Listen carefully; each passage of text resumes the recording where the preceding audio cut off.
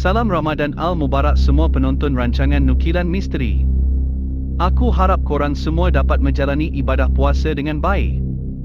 Baik, untuk episod kali ini, aku nak ceritakan pada korang sebuah kisah yang dialami oleh Sue bersama bosnya yang merupakan seorang warga negara New Zealand.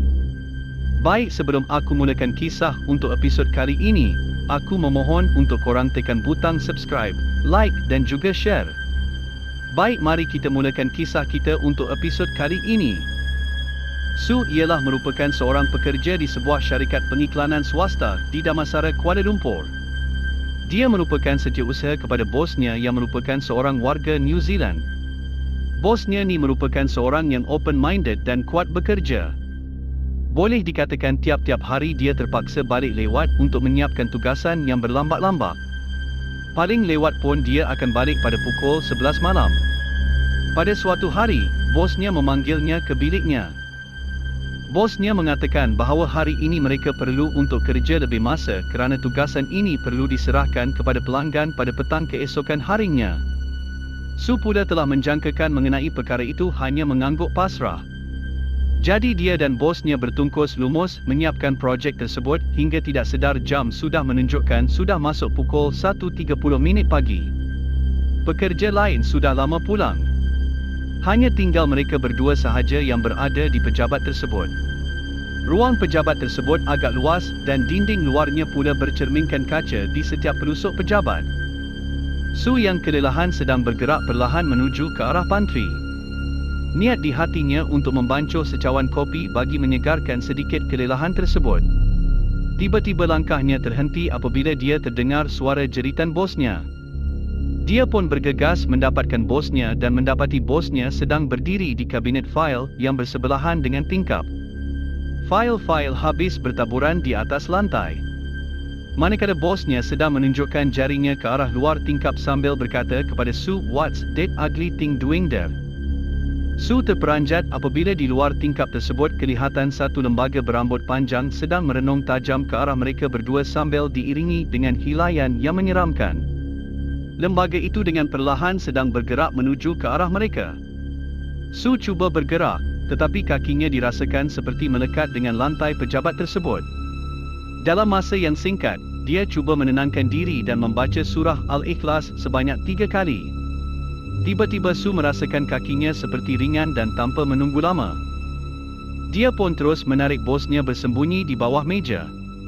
Lembaga menyeramkan tersebut kelihatan menembusi cermin pejabat dan ia terus terbang berlegar-legar di atas meja tempat mereka bersembunyi. Dari celahan meja tersebut Sue dapat melihat jelas kain lembaga tersebut yang kusam berlumpur dan diselaputi darah. Bau hamis kuat menyucuk hidungnya. Bos Sue pula kelihatan seolah-olah telah kehilangan semangat. Mukanya terlampau pucat seperti tiada aliran darah.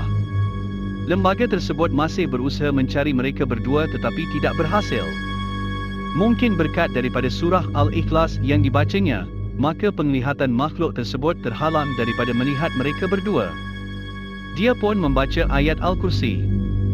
Jika tadi ruangan itu bergema dengan hilaian tawa yang menyeramkan, kini ia bergema dengan jeritan nyaring kesakitan daripada makhluk tersebut. Seraya itu terbau tipis asap hangit yang datangnya dari bahagian atas meja tempat mereka bersembunyi. Sue memberanikan diri untuk mengintai ke bahagian atas meja. Makhluk yang menyeramkan itu tidak lagi kelihatan. Dia pun keluar dari tempat persembunyian dan memeriksa ruangan tersebut untuk memastikan makhluk itu benar-benar telah pergi.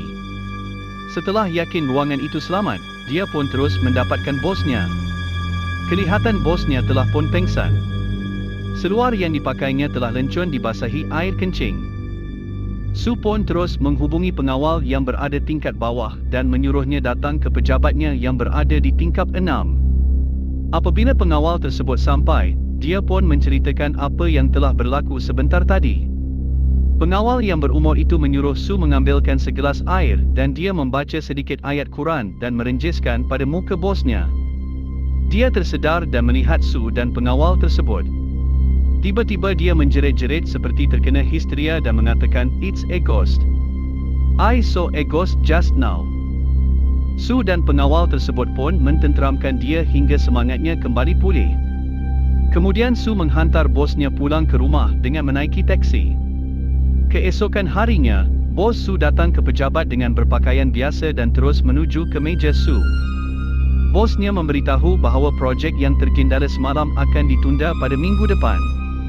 Jadi, Su tidak perlu menyiapkannya secepat mungkin, di mana perkara tersebut sedikit sebanyak melegakannya. Bosnya kemudian membisikkan padanya supaya tidak menceritakan kejadian semalam pada staf yang lain. Su hanya mengangguk faham. Tiba-tiba mereka terdengar ada orang menjerit, "Oi, siapa yang terkencing kat tempat aku ha?" Su memandang bosnya sambil tersenyum. Bos Su pun membalas senyuman itu sambil mengingitkan matanya sambil berlalu pergi bercuti bersama kawan-kawannya selama seminggu. Begitulah kisah untuk episod kali ini. Aku harap korang semua terhibur. Selamat bersahur dan selamat berbuka. Jumpa lagi di lain episod.